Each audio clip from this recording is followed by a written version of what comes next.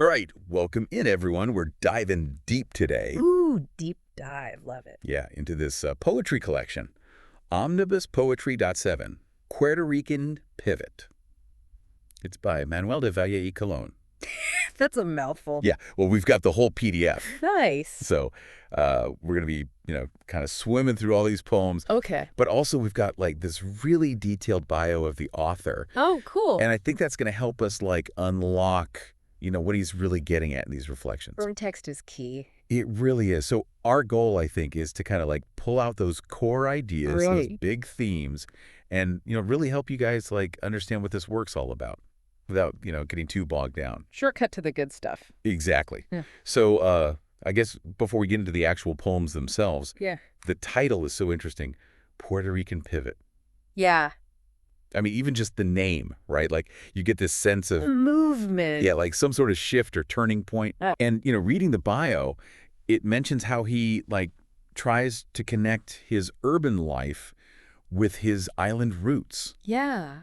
Like Okay. the past and the present all kind of coming together. Yeah. So I'm curious, like, how do you think that pivot shows up in poems? Well, right away, there's this tension, right, between these two worlds. Like, Yeah. you've got the reality of New York City, Uh-huh. but then you've also got this deep connection to Puerto Rican heritage. Right. And the bio even frames it like from ground of poverty, that was one of the titles, right? Yes. To like everything is everything. And Yeah. those two titles alone, they already give you a sense of like this big journey he's on, from maybe some difficult realities to something much bigger, maybe even spiritual. Yeah, I mean, Crown of Poverty, when I read that, it just screams like, growing up in those housing projects. Makes sense. And then, like you said, everything that just feels so expansive. Right. Because, like, how did he get from A to B? And I think a big part of that, and the bio talks about this, is his time studying in Puerto Rico. Oh, yeah, absolutely. Like Puerto Rican history, literature, political science, all that. Huge. Yeah. I mean, it wasn't just about school. Yeah. Like, he's immersing himself in his culture, right? Yeah. Really diving into his roots, the history, the identity that was always part of him, but maybe, not something he'd explored so deeply before. Yeah. So that period for me feels crucial. I think so, too. Like this turning point, the actual pivot. Right, because his whole life is basically navigating these different worlds. Yeah. Being Puerto Rican, but growing up in the U.S. Uh-huh. So obviously, like, identity and belonging, those themes just jump out from the poems. Absolutely. And there's one poem, I Am Me, Yeah. which, like, directly tackles that idea of self. Right. And it's got this line, my me, whoever I am, integrates with everything around me. Wow. Yeah, right? So how do you think that idea of integrating, like, how does that play into his experiences? It's like he's saying, I'm not limited by any one definition, any one label. Yeah. Because think about it. He's lived between cultures, languages, Yeah. history in Puerto Rico, but living in America. Right. So integration, for him, it means embracing that complexity. Yeah. He's distinctly himself, but also connected to everything. His Yeah. heritage, his environment, it's all woven together. Yeah. And that line, it's so powerful because it captures that feeling. Right. And there's another poem, Definition, Oh, yeah, I remember that one. where he's like, I'm not defined by all this negativity, by outside forces. He's saying, I'm defined by love. Interesting. And this is where his work with Aspera comes in, right? Yeah. That organization focused on, like, Latino youth. Yes. And then later, his involvement in civil rights. It's all connected. It is. So, I mean, how do you see those experiences shaping his perspective? Well, he was working with young people, Mm. right? Seeing how stereotypes, negative ones, could really hurt them. And through his civil rights work, he's fighting against injustice. Right. So definition, it's like he's taking control, Uh-huh. saying, I define myself, and love is at the core of who I am. Yeah. It's a powerful statement, especially given his dedication to his community.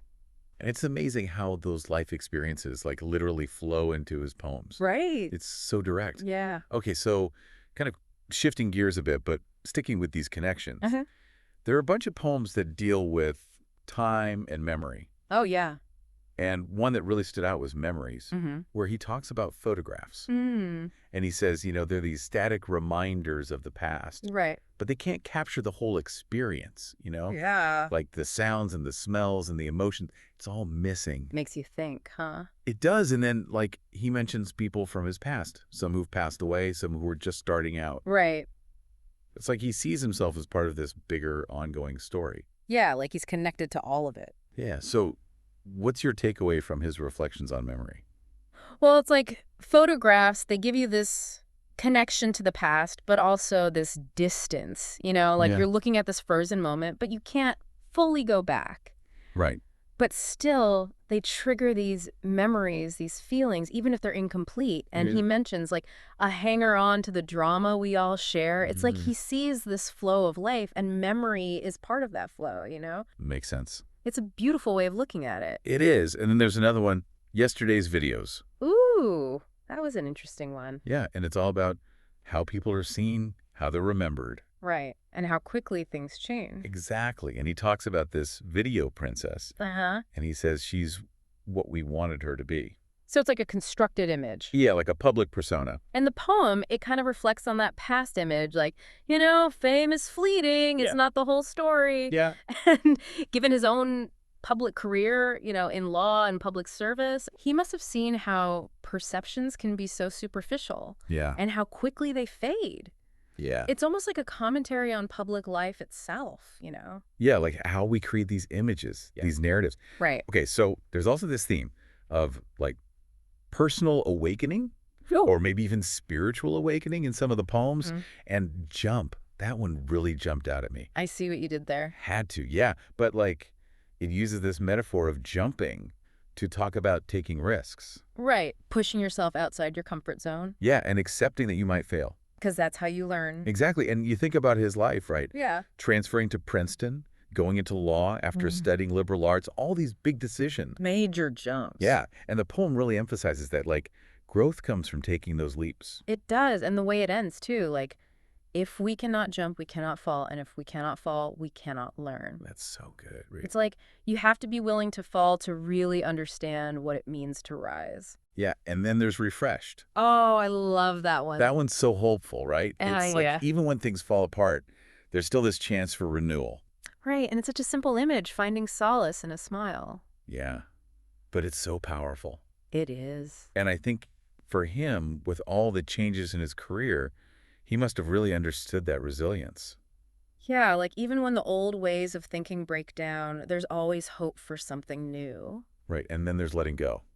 Ooh, yeah. Which is about, releasing those past hurts, those secrets you hold inside. It's a tough one, but important. It is. And I think given, some of the stuff hinted at in the bio, Yeah. it feels even more meaningful here. Like he's talking about these shackles. Yeah. The things that hold us back. And it's not easy to let go. It's not. But he's saying it's necessary for growth. Absolutely. And there's this line about the first kiss of love. Uh-huh. Like maybe that's what starts to break down those walls. Yeah, that deep connection. Yeah, it's powerful. It is. And it reminds you, like, if you're clinging to the past, you can't fully live in the present.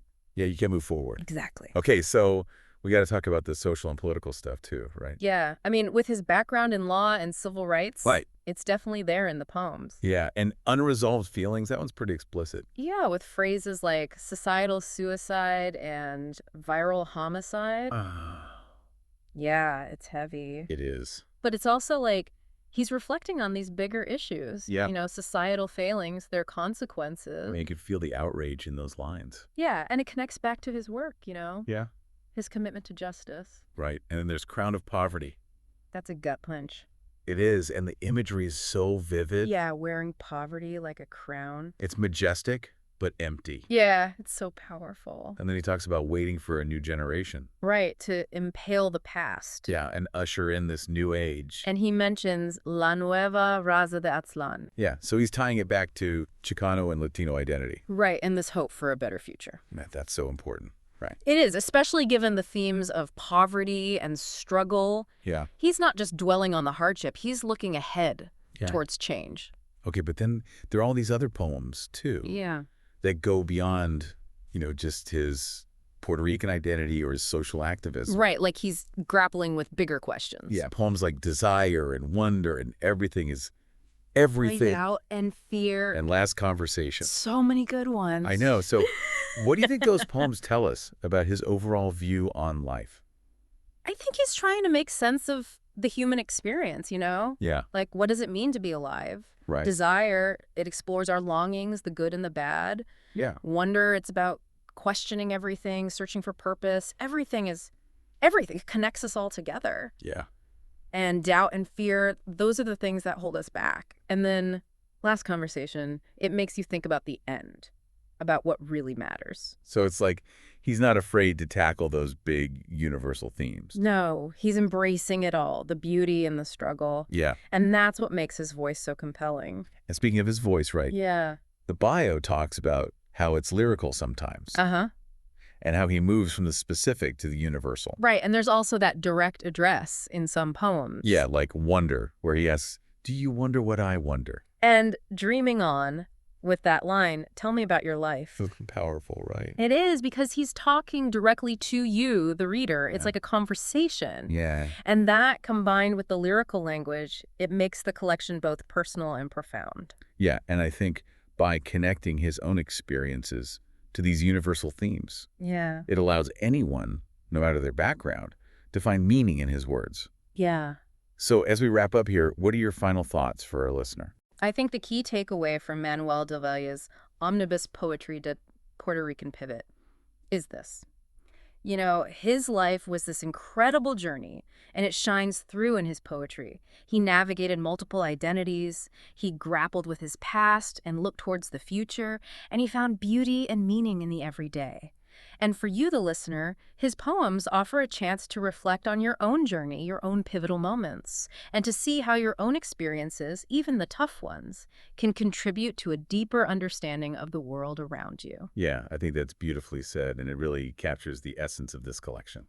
And I think for one final thought, Yeah. I want you to think about how Del Valle moved between all these different worlds, right? Yeah. The city and the island, the law and the poetry, the personal and the universal. Right. How did those seemingly different parts of his life actually work together, you know? Yeah. How did they inform each other? Yeah. And what does that tell us about the potential within our own lives, right? Like, all those different experiences, those different facets of who we are, they can all come together to create something richer, something deeper. Yeah, I love that. And this collection, it really shows that every journey, every turn, every pivot, it all contributes to this grand story of human experience. It does. So thank you guys for diving in with us. Yeah, thanks for listening. And we'll see you next time. See you next time.